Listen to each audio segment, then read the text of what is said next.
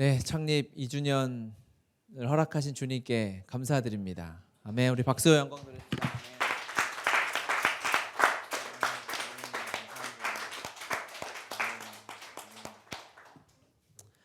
네, 2년 동안 하나님 신실하게 지켜주셔서 이렇게 감사함으로 또 예배드릴 수 있는 것이 너무 큰 은혜입니다. 네, 그렇죠. 정말 주님이 하셨고 어떻게 이렇게 2년이 흘러왔는지 모르겠어요. 그렇죠? 네, 밑바닥부터 공사했던 지체들부터 해서 나중에 와서 열심히 함께하는 우리 몸의 지체들이 주의 영광이고 하나님의 감사이고 응답인 줄 믿습니다. 아멘. 고넬료 이야기 지난주에 잠깐 나누었고요. 이제 고넬료와 하나님을 경외하고 경건했던 세 사람 이야기 나누었죠. 고넬료와 베드로와 또 이름을 알 수 없는 한 종이 하나님의 이 놀라운 선교 역사를 새롭게 이루어가는 것을 나누었는데, 그 이어서 이제 베드로가 이제 오늘은 중심에 또 나오죠. 베드로가 배가 고픕니다. 10절에 그가 시장하여 먹고자 하매 사람들이 준비할 때 황홀한 중에 하고 이야기하면서 9절에 보니까 그때 베드로가 기도하려고 지붕에 올라가니 이렇게 말씀하고 있습니다. 그러니까 베드로는 기도하는 중에 하나님이 말씀하셨어요. 그렇죠? 뭐라고 말씀하시냐면 하늘이 열리며 그릇이 내려오는 것을 보게 하셨습니다. 부정한 것들, 율법에 의해서 부정한 것들을 보게 하시는 거죠. 하나님께서 베드로에게 말씀하시는 그 시간이 기도 시간이었어요. 그런데 우리가 지난주에 봤던 고넬료도 항상 그의 기도와 구제가 하나님께 상달되었다, 이렇게 성경은 표현하고 있고요. 또 그가 오후 3시에 만나지 않습니까? 그러니까 그가 물론 일터에 있는 순간이었겠지만 유대인들은 오후 3시가 또 기도 시간으로 정해서 지키고 있다고 해요. 아마 고넬료도 그 시간은 어떠한 모양이든지 기도하고 있지 않았을까, 우리가 생각해 볼 수 있습니다. 너무 당연한 이야기고 식상한 이야기일 수 있지만 하나님의 역사는 기도 가운데 임하는구나 라는 것을 볼 수 있죠. 베드로가 그때 만약에 기도하지 않았다면 고넬료는 기다리고 있잖아요. 하나님이 베드로에게도 말씀하시고 이쪽에 있는 고넬료에게도 말씀하셨어요. 고넬료한테 베드로가 이제 올 것이다 라고 하나님이 얘기를 다 해놓으셨는데, 베드로가 그 시간에 기도해야 할 그 시간에 기도하지 않고 딴짓을 하고 있고 딴 생각을 하고 있다면 아마 역사가 조금 시간이 늦춰지든지 사람이 바뀌었든지 했을 수도 있겠죠.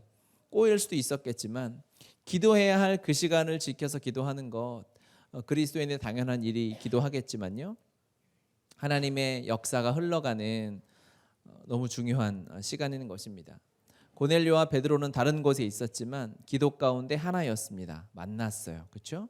기도 가운데 하나로 만나고 서로 중보하는, 서로가 이름을 몰랐지만 하나님이 가르쳐 주셨죠. 베드로란 자가 올 것이다. 기도는 그래서 놀라운 것입니다. 기도는 하나님과 이야기하고 그러니까 기도는요, 하나님이 계신 그곳으로 우리가 점프해서 들어간다라고 보면 돼요. 하나님은 시간을 초월하시죠. 공간을 초월하시죠. 장소를 초월하십니다. 인종을 초월하고요. 나이를 초월하시죠. 그렇기 때문에 하나님은, 하나님 앞에 우리가 기도하는 것은 그 하나님의 수준으로 들어가서 하나님의 역사하심을 누릴 수 있는 거예요. 기도는 우리가 해야 할 당연한 축복입니다. 기도는 특권입니다. 우리 따라해 봅시다. 기도는 특권이다. 네, 기도는 하나님의 자녀만이 누릴 수 있어요. 하나님의 자녀만이 기도를 통해서 하나님의 일하심, 기도 가운데 하나됨, 역사하심을 볼 수 있는 거예요. 그러니까 지역이 다르고 다른 곳에 있어도 그냥 기도하는데 하나님이 일하게 하시는 거예요. 그러니까 다른 곳에 있는, 그렇게 멀진 않아도 같은 곳이 아닌 다른 곳에 있는 베드로와 고넬료는 한 기도 가운데 하나님의 역사하심을 누리고 이 놀라운 축복을 누리게 되는 거죠. 우리가 학교를 준비하고 있지 않습니까? 이 시작은 하나님의 이 십자가 복음의 말씀을 어떻게 우리의 다음 세대에게 전수하고 가르칠 것인가, 그것과 또 하나 이제 아이들이 일반 교과 과목은 이제 SOT라는 미국에 있는 그런 커리큘럼을 가지고 아이들을 가르치려고 준비하고 기도해 왔고, 올해 신년 말고 작년 또 우리 신년 금식 수련회 때 선교사님 오셔서 그 얘기 또 해주셨었잖아요. 그래서 이런 길로 준비하고 있구나 하고 기도하고 준비하고 있었어요. 그런데 이제 4월에 우리가 인도네시아를 가야 되거든요. 여러분 다 가야 돼요. 가야 되는데 거기 이제 선교사님이 뭐 저랑 이제 이런저런 얘기하고 와서 복음학교를 좀 해달라, 십자가 복음을 좀 나누어 달라라고 얘기를 하면서 이제 성도들도 있지만 거기 있는 무슬림들에게 동영상으로 만들어서 십자가 복음을 전해야 되겠다 이렇게 말씀을 하시는 거예요. 그래서 교회니까 그런 얘기 할 수 있잖아요. 그런데 저하고 그 선교사님하고 단 한 번도 이런 얘기를 한 적이 없는데 갑자기 학교에 대한 얘기를 하는 거예요. 자기가 출장을 비자 때문에 말레이시아를 갔다 왔는데 거기서 한 SOT라는 이런 프로그램으로 하는 걸 봤는데 목사님 혹시 아시냐 나한테 물어보는 거죠. 그래서 우리 그걸로 3월부터 학교 할 건데 그랬더니 잘 됐구나. 그러면 나는 신경 안 쓸 테니까 1년 뒤에 와서 학교를 여기다 분교를 세우라고. 우리 학교도 없다 아직 그랬는데 하나님이 한 복음 안에서 하나님이 역사를 하시는데 동일하게 말씀하셔서 일하시는 거를 보게 되는 거예요. 우리가 뭐 설명을 했습니까? 같이 하자고 했습니까? 그게 아니라 하나님의 사인들이 있는 거죠. 기도하지 않으면 이 사인들을 잡을 수가 없어요. 기도하면 하나님의 역사하심, 하나님이 일하시는 증거들을 계속 수집해서 하나님과 나와의 이러한 추억의 시간들을 만들 수 있는 것이죠. 연초에 우리가 하나님 앞에 기도할 것들을 결단하셨죠. 하셨습니다. 증거는 제가 다 가지고 있어요. 다 스캔해가지고 제 PC에 다 저장해놨기 때문에 여러분 결단한 기도 시간이 이쯤 되면 이제 또 예전처럼 습관적으로 그렇구나 잘 안 되는구나 하루하루 살아가는 게 감사하지라고 여겨질 수 있어요. 하지만 여러분 타협하지 마십시오. 기도 시간을 놓치면 안 돼요. 아멘. 기도 시간을 지키고 사수하고 어떠한 방해를 뚫고라도 내가 하나님께 약속드리고 하나님과 함께 만나기로 한 개인 기도 시간을 사수하시기 바랍니다. 그래야 내가 살고요 하나님의 역사가 일어날 수 있는 거예요. 베드로가 기도하지 않았다면 안 되는. 그럼 얼만큼 기도해야 되느냐? 여러분 기도하지 않으면 하나님의 은혜와 하나님 안에 있을 수 없는 것도 있지만 기도하지 않으면요 하나님의 일하심을 제대로 보지 못해요. 내가 했다고 생각이 들어요. 사람이 제일 부끄러운 일이 뭐냐면 하나님이 다 하셨는데 그거 가지고 뽐내는 거예요. 제일 세상에서 그 짐승 중에 가장 영광스러운 짐승이 어떤 짐승이에요? 강아지? 넌센스 퀴즈인가? 성경에 있는 짐승이에요. 예수님을 태우고 갔던 나귀죠. 아무리 뭐 사자, 호랑이, 기린이 지가 목이 길어도 예수님을 태우고 간 나귀만큼 영광스러운 짐승이 어디 있어요? 그렇잖아요. 그러니까 나귀가 예수님을 등에 지고 이렇게 가는데 나귀는 주님인지 모를 거 아닙니까? 그런데 예루살렘 입성하는데 막 사람들이 난리가 난 거예요. 와 주님이시다고 막 그러는데 나귀가 거기서 정신 돌아가지고 뭐야 내가 이런 나귀였어? 이렇게 해가지고 그때 정신 못 차리고 다음 날도 이렇게 막 혼자 괜히 금 망토를 두르고 예루살렘 성내를 돌아다니면 어떻게 해요? 반드시 잡아먹어야죠. 사람이 이런 경우가 있어요. 하나님이 다 내 삶에 온전히 주님이 일하셨는데 내가 좀 잘나서 내가 열심히 해서 내가 좀 능력이 있어서 내 백이 좋아서 이런 생각들을 하게 되는 경우가 있을 수 있으실까요? 그러면 안 되죠. 그럴 수 없죠. 왜 그렇게 되냐면 기도하지 않으면 그렇게 되는 거예요. 기도하는 것은 내가 하나님 앞에 할 수 없다는 나 자신을 전적으로 부인하는 일입니다. 십자가의 죽음을 확인하는 시간이죠. 그렇죠? 아무리 내가 해도 내가 정말 내가 한 것 같아도 기도하는 사람은 그것을 내가 한다고 할 수 없어요. 주님이 하시는 거니까. 아멘이죠. 하나님 허락하시는 거 내가 직장생활 여러분이 출근해서 일하시죠. 여러분이 하십니까? 주님이 하시죠. 여러분이 뭘 할 수 있습니까? 아무것도 할 수 없죠. 우리는. 집에서 자녀를 키우는데 내가 합니까? 내가 키우고 내가 먹이고 내 몸에서 나오는 젖으로 내가 번 돈으로 아이들 밥을 먹이고 키운다고 해서 부모가 했다고 할 수 있어요?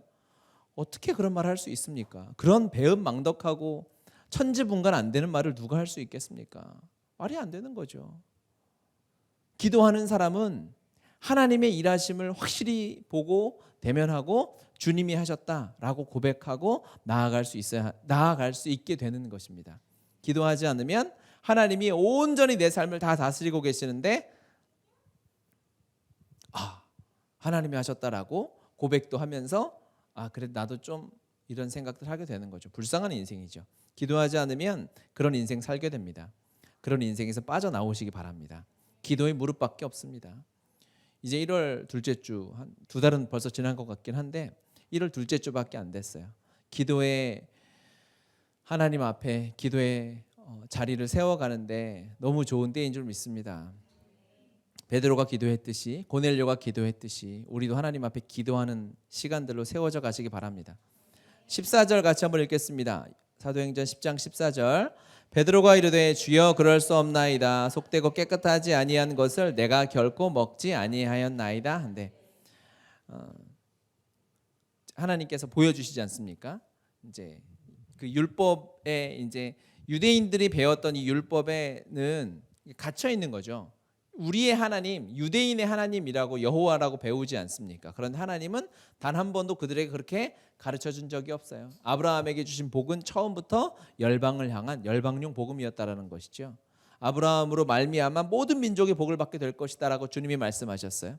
그리고 유대인이 이 이스라엘 백성이 출발했는데 유대인들은 여전히 우리를 위한 우리의 율법, 우리만 그래서 이방인을 개처럼 취급하는 일들을 하고 있었죠. 그러니까 이 율법에 갇혀 있으니까 하나님 그걸 깨셔야 될 거 아닙니까? 복음은 우리에게까지 와야 되는데 복음이 여러분에게까지 오려면 유대인의 벽을 넘어서야 되잖아요. 문을 열고 나가야 되잖아요.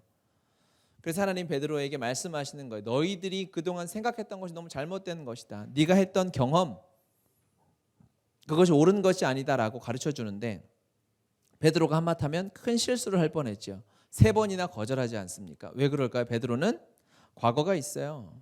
한번 주님을 처절하게 부인했던 적이 있고 돌아봤더니 주님한테 혼나고 깨진 적 너무너무 많죠. 십자가의 영광을 바라보고 부활의 영광을 보고 났더니 베드로 자기가 한 짓이 너무 엉망진창인 거예요. 주님이 이제 나는 십자가로 가서 온 인류를 구원하는 이 하나님의 놀라운 사랑을 완성하겠다 그랬는데 베드로가 그 앞을 가로막고 주여 그럴 수 없나이다. 어딜 돌아가십니까? 내가 지켜드리겠나이다. 그래서 사탄아 물러가라 이렇게 해서 욕먹고 이런 일이 한두 번이 아니잖아요. 거기다가 결정적으로 십자가 앞에서 베드로는 예수님을 맹세하고 부인하고 저주하고 1, 2, 3 펀치 주님 뒤통수에 날리고 도망갔잖아요. 그 추악한 과거가 있어요. 그런데 다시 하나님이 용서해 주시고 주님의 자녀가 되었어요. 그럼 베드로의 삶이 어떨까요?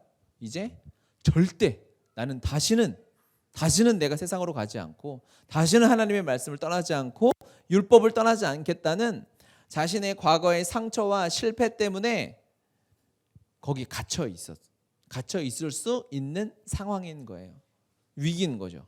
만약에 베드로가 하나님의 말씀을 여기서 성령의 은혜로 지혜로 깨닫지 못하고 거기 갇혀 있었다면 베드로는 아마 베드로뿐 아니라 이 복음의 역사가 어떻게 되었을까? 이 사도행전 10장 사건은 너무 중요한 사건이니까요. 우리 이 말씀을요 우리의 삶에 그대로 적용해 봐야 됩니다. 하나님은 우리에게 새로운 일들을 하시길 원하세요. 아멘이죠. 주님은 우리의 경험으로 측량을 할 수가 없어요. 하나님의 은혜는 내가 경험했던 것, 내가 누렸던 것, 내 사고, 내 지식, 인간들이 이 70억, 80억이 다 모여서 지혜를 다 짜내도 하나님을 0.1%도 모를 거예요. 당연한 일이죠. 하나님은 알 수 없어요. 그러니까 하나님이 내 경험과 내 지식과 내 틀 안에서 역사하셔야만 할 이유가 전혀 없는 거예요. 그런 하나님이면 우상인 거죠. 하나님이 왜 내 경험과 내 지식 안에서만 역사하셔야 됩니까? 그렇지 않잖아요. 하나님은 정말 나의 모든 것을 뛰어넘어서 일하고 싶어 하십니다. 새로운 길로 우리를 인도하고 싶어 하세요. 그 길로 나아가려면 무엇을 뛰어넘어야 되느냐? 내가 가지고 있는 것, 내 경험, 내 사고 이런 것들을 다 버리고 주님의 초대 앞에 나가야만 누릴 수 있어요. 안 그러면 눈앞에 어마어마한 복이 있는데 누릴 수 없어요. 누리지 못하. 한 번도 경험해 보지 못했기 때문에. 한 번도 이걸 누리지 못했기 때문에. 아주 작은 것부터 사람의 경험이라는 게 이렇게 무섭습니다. 손바닥으로 하늘을 가릴 수 없잖아요. 그런데 내 손바닥으로 내 눈은 가릴 수가 있어요. 이게 사람의 경험, 이 죄된 자로부터 출발해서 불쌍하게 살아온 인간들이 하나님의 이 온 우주를 가득 채우고도 남음이 있는 이 하나님의 은혜를 깨닫지 못하는 데는 그러한 불행이 있는 거예요. 요한복음 7장에 보면 이게 예수님의 초막절 설교라는 본문인데요. 같이 한번 읽어볼까요? 7장 37절 38절. 명절 끝날 곧 큰 날에 예수께서 서서 외쳐 이르시되 누구든지 목마르거든 내게로 와서 마시라. 나를 믿는 자는 성경의 이름과 같이 그 배에서 생수의 강이 흘러나오리라 하시니. 아멘. 예수님이 명절 끝날에 오셔서 이스라엘 백성들 이제 말씀하신 내가 누구인데 메시아다. 너희들 세상에서 목마르지. 아무리 세상을 살아도 배고프고 답답하고 어렵지. 하지만 내게로 오면 메시아를 찾고 예수님을 만나면 전혀 그럴 일이 없을 것이다 라고 말씀하시면서 39절에는 이는 그를 믿는 자들이 받을 성령을 가리켜 말씀하실 것이라. 예수께서 아직 영광을 받지 않으셨으므로 성령이 아직 그들에게 계시지 아니하시더라. 성령은 일하고 계셨지만 십자가의 영광 이후에 각 사람에게 우리의 마음에 성령이 내주하시지 않습니까? 그 일이 일어나기 전이니까 주님이 지금 어떤 말씀을 하시는 겁니까?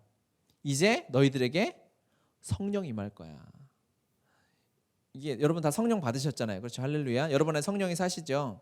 그러니까 익숙해서 우리 성령 임하시지.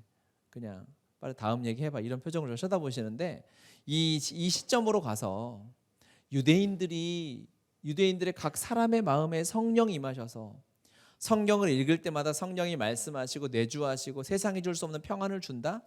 이게 기적 같은 얘기죠. 뭔 로또 같은 얘기예요. 이게 얼마나 놀라운 얘기입니까? 그렇죠? 이 엄청난 설교를 하시고 계시는 거예요. 이제 곧 예수께서 영광을 받지 않으셨다는 얘기는 아직 십자가 사건 이전이라는 얘기죠. 이제 곧 예수 그리스도께서 갈보리 언덕 위에 십자가의 온전한 첫 제물로 돌아가시고 나면 그분이 부활하셔서 부활의 생명으로 우리의 모든 죄값을 처리하시고 이제 우리 안에 성령이 내주하시면 우리가 이제는 세상의 것들로 목마르지 아니하고 영원한 생수 대신 주님과 함께 영원히 살 것이다. 이거보다 더 큰 복음이 어디 있어요? 없잖아요. 아멘. 뭐 더 필요한 게 있으세요? 없잖아요. 그렇죠? 이 설교를 주님이 하나님이 인간이 되셔서 자신의 목소리로 이 설교를 하고 계시는 거예요. 그 자리에서 이거를 우리가 타임머신을 타고 돌아가면 와 얼마나 감격되지 않습니까? 너무 이스라엘만 가봐도 예수님이 여기 사셨대 그 사실만 해도 2000년 전에 예수님이 이 땅을 밟으셨을까 그 상상만 해도 감격이 되고 흥분이 되는데 그 이야기를 직접 듣는다고 생각해 보세요. 그런데 그곳에 있던 사람들의 반응이 나뉩니다. 안타깝게도 이 놀라운 이야기를 하는데 어떤 사람들은 진짠가? 그러면서 놀라는 사람도 있고요. 어떤 사람들은 왜? 41절이 날라갔네. 41절 제가 읽어드릴게요. 어떤 사람은 그리스도라 하며 어떤 사람들은 그리스도라 그랬어요. 메시아인가 보다 라고 했고 어떤 이들은 그리스도가 어찌 갈릴리에서 나오겠느냐 라고 하면서 거부했던 거예요. 그 출신 보니까 갈릴리죠. 내가 갈릴리 가봤는데 갈릴리라는 동네가 이 선지자나 메시아가 나올 만한 동네가 아니야 라고 이야기하면서 눈앞에 있는 이 영광스러운 영원한 복음을 자신의 경험 하나로 발로 차는 거예요. 하나님의 역사가 통일합니다. 지금도요. 하나님의 이 어마어마한 역사와 은혜는 십자가 이후에 동일하게 흐르고 있다고 믿습니다. 아멘. 그걸 보지 못하고 그냥 내 삶에 내 눈에 보이는 거 내 경험에 빠져 살면 누리지 못해요. 똑같은 거예요. 그런데 그걸 뛰어넘어야 되는 거죠. 한 걸음 뛰어넘으면 그 문만 열고 나가면 하나님이 예비하신 그 엄청난 은혜의 바다를 우리가 누비면서 다닐 수 있는 거예요. 하나님이 그 놀라운 역사를 우리를 초대하고 계신 줄 믿습니다. 아멘. 이제 오늘이 2주년이지 않습니까? 창립 2주년, 그렇죠? 창립 2주년인데 얼마 전 목요일인가는 지난 목요일이죠. 지난 목요일은 제가 결혼 10주년이었어요. 결혼했잖아요, 제가. 근데 사실 그러면서 생각이 나더라고요. 왜냐하면 결혼 이제 몇 년 전에 아내하고 이야기하면서 결혼 10주년 때 그래도 뭔가 이벤트가 있으면 좋잖아요. 이번 10주년 제가 집에 혼자 있긴 했는데 그러면서 무슨 얘기를 했냐면 10주년 때 우리가 이스라엘 성지순례를 한번 가면 좋겠다 이런 얘기를 했었어요. 그런데 그때보다 이제 집에 같이 양육하는 형제 자매들이 늘어나고 하니까 이게 차 타고 갈 수 있는 곳이 아니잖아요. 그러니까 재정도 많이 들고 해서 얘기만 했다가 그냥 그러면 좋겠지 정도로 생각을 했어요. 그런데 제가 재작년에 터키를 갔다 오고 나서 와 너무 은혜를 너무 많이 받은 거죠. 재작년에 그랬잖아요. 끄떡끄떡 하셔야지. 안 하시네. 너무 좋아서 그때 하나님 앞에 소원이 생겼어요. 와, 이 너무 은혜롭고 하나님의 역사와 그 도시도 좋고 하나님의 일하심도 너무 놀랍고 하니까 여기에 가족이 같이 왔으면 좋겠다라는 생각을 그때 했었어요. 그리고 나서 얼마 지나서 제가 여기서 그냥 얘기해 버렸죠. 선포했죠. 제가 한 게 아니라 주님이 하셨어요. 우리 가족 다 선교 갑니다. 터키랑 이스라엘 가니까 같이 갑시다. 이렇게 해놓고 나서 이제 근심 걱정의 제한이 찾아오기 시작했죠. 예산을 뽑았는데 심지어 그때 주차니까지도 비행기 아이들 값을 그대로 다 내야 되는 거죠. 견적이 안 나오는 거예요. 그래서 이거 어렵겠다. 왜냐하면 그 전에도 생각을 안 해봤거든요. 왜 뭐가 어려웠냐면 여러분 지금 아이들이 있는 가정들이 있고 이제 막 태어나셨겠지만 애를 데리고 앞에 편의점만 가는 것도 은혜 없이는 할 수 없어요. 아이들은 어른들의 말을 듣지 않거든요. 그리고 아무데나 소리 지르죠. 원하는 곳에서 용변을 보지 않고 어렵게 하기 때문에 애가 어릴 때 그냥 차 타고 1시간만 가도 부모들은 긴장이 많이 된다고요. 그렇죠? 그런데 그런 애들을 데리고 비행기를 10시간, 11시간을 타고 터키를 가고 이스라엘을 간다?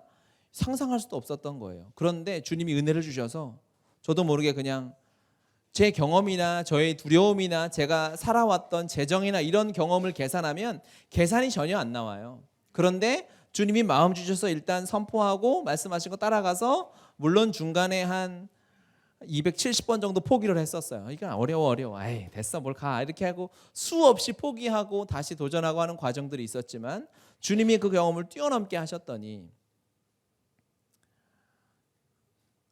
터키와 이스라엘에서 한 2주간 하나님 주신 은혜가 지금도 생생하거든요. 잊혀지지가 않고 너무너무 감사하고 부모로서 뛰어넘을 수 없었던 그 작은 계단 하나를 올라갔어요. 지나고 나서 보니까 그 계단이 올라가기 전에 되게 힘들어 보이는데 지나와서 보니까 충분히 하고도 남겠더라고요. 그래서 이제 내년에는 이제 매년 또 가기는 눈치 보이고 하니까 그럼 11년 해서 가서 이스라엘 한 달 정도 가자 이렇게 얘기를 해놨어요. 여러분들 적금을 좀 드시고 이렇게. 사람들이 하나님의 은혜를 왜 못 누리는 줄 아십니까? 바로 자신의 경험, 내 계산에 갇혀 있는 거예요. 주님 앞에 계산 내려놓으면 하나님의 역사가 펼쳐지게 됩니다. 내 경험의 두려움을 내려놓으면 하나님의 역사하심을 우리가 누릴 수 있게 되는 것입니다. 이스라엘 백성들이 이때 갈릴리라는 그 지명이라는 그 경험, 그들의 이 고정관념을 내려놨다면 메시아를 볼 수 있었을 것입니다. 그걸 내려놓아야 하는 거예요. 또 하나는 두려움인 거죠. 넘지 못하는 거예요. 그걸 하면 안 될 것 같아요. 경험과 비슷한 거죠. 두려움의 한 종류이겠죠. 이게 안 될 것 같고 재정이 두렵고 시간이 안 될 것 같고 그러니까 도전하지 못하니까 도전하지 못하면 아무것도 누릴 수 없어요. 멀리서 바라는 보겠죠. 그런데 도전하면 이루게 돼요. 여러분 지난주에 우리가 2부 순서 때 야고보서 1장 1절에서 5절까지 암송하고 갔잖아요. 시작하기 전에 여러분의 얼굴에 있는 두려움을 저는 봤어요. 내 IQ가 들통날 것 같고 나의 굳은 이 뇌세포가 다 들통날 것 같은 두려움을 봤는데 하니까 되잖아요. 다 집에 돌아가셨잖아요. 아직까지 일주일 동안 여기 노숙하신 분이 없잖아요. 1절부터 5절까지 다 외우고 갔죠. 도전하니까 두렵죠. 다 두려워했어요. 원리는 똑같습니다. 말씀 한 절 암송하는 거나 내가 헌신해서 비행기 타고 선교 나가는 거나 원리는 똑같아요. 돈이 많이 드냐 적게 드냐 하나님에게는 전혀 상관없는 것이고 이 작은 믿음의 도전들을 계속해서 해나갈 때 큰 게 커 보이지 않는 거예요. 하지만 여전히 내가 하나님 앞 나는 안 돼. 나는 뭐 늙었어. 나는 힘이 없어. 나는 부족해. 나는 바빠. 이러한 이유들을 계속 달면 하나님의 일하심을 누릴 수 없어요. 안타깝게도. 여기를 뛰어넘어야 합니다. 우리가 하나님이 주목하게 하시는 것은 두려움이 아니라 하나님인 거예요. 하나님을 보게 하시는 거죠. 어제 큐티 말씀에 보면 같이 한번 읽겠습니다. 땅의 모든 짐승과 공중의 모든 새와 땅에 기는 모든 것과 바다의 모든 물고기가 너희를 두려워하며 너희를 무서워하리니 이것들은 너희의 손에 붙였음이니라. 15절 내가 나와 너희와 및 육체를 가진 모든 생물 사이에 내 언약을 기억하리니 다시는 물이 모든 육체를 멸하는 홍수가 되지 아니할지라. 노아의 방주가 끝나고 땅이 마르고 노아와 그의 가족들 8식구가 이제 다시 지구로 나왔습니다. 땅으로 나왔는데 얼마나 두려울까요, 여러분? 이 가족 홀로 남았어요. 온 우주에, 온 지구상에. 그렇죠? 그런데 왜 그렇게 됐는지 1년 전에 그대로 같이 살았던 모든 사람이 비가 와서 물의 심판에 당했어요. 그렇죠? 얼마나 트라우마가 있겠어요. 여러분, 뭐만 살짝 되어도 사람이요 그 두려움에 확 사로잡혀요. 우리가 죄인으로 태어났기 때문에. 그렇죠? 내가 누구한테 맞아 비슷한 사람만 봐도 나한테 이 돼지야라고 했던 사람의 실루엣만 비슷해도 마음이 철렁한다고요. 안 그랬어요? 그런 두려움이 다 있죠. 트라우마로 남죠. 그 정도의 차이는 있겠지만 노아와 그의 가족들이 심판을 당하고 났더니 물이 너무 두려울 것 같은 거예요. 제가 노아의 감정이입을 해서 보니까 물만 봐도 물도 제대로 못 마시지 않을까? 이거 물을 마셨는데 주님이 이게 불어나서 내가 죽으면 어떡하지? 이 생각이 들 수도 있으니까. 근데 주님이 뭐라고 말씀하시냐면 내가 다시는 물로 심판하지 아니할 거야. 무지개를 줄 거야라는 말이 어떻게 들리냐면 물 두려워하지 마. 이 심판의 도구를 두려워하면 그 문제가 큰 겁니다. 하나님을 두려워해야죠. 이 심판이 왜 임했으며 하나님이 이 일을 왜 행하셨는지를 보면 하나님을 두려워해야지. 이 회초리 무서워가지고 회초리만 벌벌벌 떠는 사람은 어떻게 될까? 회초리 치우면 통제가 안 되는 거예요. 하지만 하나님의 권위, 하나님의 심판, 하나님의 거룩하심을 바라보길 원하셨던 거죠. 그러니까 주님이 말씀하시는 거예요. 물로 심판 다시 안 할 거야. 무지개를 볼 때마다 하나님의 언약을 기억해라. 여러분, 두려워할 것들이 있습니다. 내 마음에 두려운 거, 안 되는 거, 뛰어넘지 못하는 것들을 더 이상 바라보지 마시고, 그렇죠? 그 위에 계신 하나님을 보셔야 합니다. 심판을 왜 하셨겠어요? 하나님 보라는 거 아니겠습니까? 거룩함으로 돌아오라는 거 아니겠어요? 하나님이 때리는 걸 좋아해서 하나님이 심판하고 죽이는 거를 기뻐해서 심판하셨겠습니까? 그럴 리가 없는 것이죠. 하나님은 우리의 시선이 언제나 하나님께로 향하기를 원하시는 줄 믿습니다. 하나님을 보십시다. 하나님을 주목하고 바라보시길 바랍니다. 아멘. 아멘. 그때 하나님께서 어떻게 일하시는지가 보일 거예요. 그 시선이 있어야 초대교회 고넬료를 보내주신 이유를 또 발견할 수 있는 거예요. 그 하나님이 안 보이면 고넬료 이전에 또 문제 많았던 한 사람 등장하죠. 우리가 나누었던 사울. 고넬료나 사울은 이 초대교회로서는 되게 뭐랄까요? 시험의 대상이거든요. 사울은 우리가 아는 것처럼 우리를 박해했던, 우리를 죽였던, 우리를 죽이려 했던 자고요. 고넬료는 이방인이잖아요. 그러면 유대인들을 이 기독교 공동체가 받아들이기 어렵단 말이에요. 그런데 그들이 자꾸 우리 공동체 안으로 들어오는 거예요. 내 삶에 들어오는 거예요. 내 삶의 문제와 시험일 수도 있고요. 내 마음을 어렵게 하는 거일 수도 있어요. 그것들이 들어올 때 하나님이 이것들을 왜 우리에게 허락하셨는지, 두려움의 대상만 주목하고 있으면요, 그들 자체가 두려워서 하나님 일하심 볼 수가 없어요. 그런데 하나님이 일하심을 보고 기도하고 깨어있는 자는 이 사울이라는 돌멩이가 왜 자꾸 우리에게 들어오는가, 고넬료가 왜 우리한테 들어와서 우리 힘들게 하는가, 그것들을 볼 수 있는 것입니다. 왜 그럴까요? 하나님은 이 모든 일을 통해서 초대교회를 어떻게 만드시려고? 복음의 공동체로, 진정한 교회로 만드시려는 것이죠. 아멘입니다. 교회는 교회다워야 하니까. 하나님께서 교회를 교회답게 하시기로 결정하셨고 성령을 통해서 교회를 그렇게 만들어 가셨기 때문에 그렇습니다. 아멘이죠. 그러면 여러분의 삶에도 이런 고넬료 같은 사람을 만나거나 이런 어려움이 생기거나 답답함이 생기거나 마음이 무너지는 일, 자존심이 상하는 일, 우울한 일들이 생길 거예요. 그게 아마 초대교회 고넬료나 사울 같은 일일 것입니다. 그 일을 왜 허락하실까요? 생각하라고 시간을 잠깐 드렸어요. 그냥 빨리 말해 이렇게 하지 말고 생각을 하세요. 왜 그럴까요? 하나님은 우리의 삶에 목표가 하나 있어요. 여러분 각 사람 한 사람을 향한 목표가 다 있어요. 근데 중간에 어떠한 다른 비전이나 목표나 이런 삶의 그런 모양들은 다를 수 있지만 성경을 보고 내려지는 결론이 하나 있는데 그것은 뭐냐면 예수 그리스도의 십자가가 내 삶에 완전해지는 것입니다. 이거 이의 있는 사람. 그건 아닌 것 같은데요. 너무 그렇게 극단적으로 하지 마세요. 이렇게 할 수 있어요? 없어요. 그러면 성경이 이렇게 쓰여질 이유가 없으니까. 주님은 내 삶에 이 완전한 복음이 영화로워지도록 복음이 복음답게 대우를 받도록 예수님의 십자가가 내 삶의 실제가 되도록 하기 위해서 내 삶을 이끌어가고 있는 줄 믿습니다. 아멘이죠. 아멘입니다. 그래서 내 삶에 1초도 하나님 허비하지 않으세요. 내 삶에 악한 일을 허락하지 않으세요. 하나님은 이 모든 내 삶의 조각들을 다 이어서 나중에 딱 뒤를 돌아보면 이래서 십자가가 되었구나. 예수님의 삶을 보면 그래요. 예수님의 삶을 우리 성경의 사복음서에 써 있지 않습니까? 그러면 십자가가 완성되려면 그냥 돌아가시면 된 거 아니에요.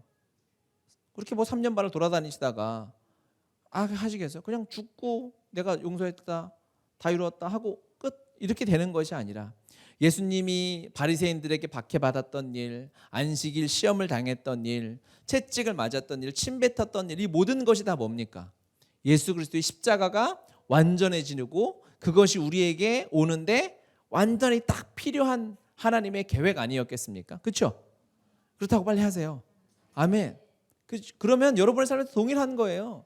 여러분의 삶에 일어나는 모든 일들은 내 마음에 맞지 않는 사람도, 이방인 같은 사람도, 힘든 일도, 아픈 일도 전부 우리의 삶에 이 복음이 영화롭게 되어지는 일, 십자가가 완성되어지는 일에 하나님이 다 쓰실 것이기 때문에 우리에게 허락하신 줄 믿습니다. 하나님은 이 계획을 가지고 계세요. 이것 말고는 하나님의 계획이 없어요.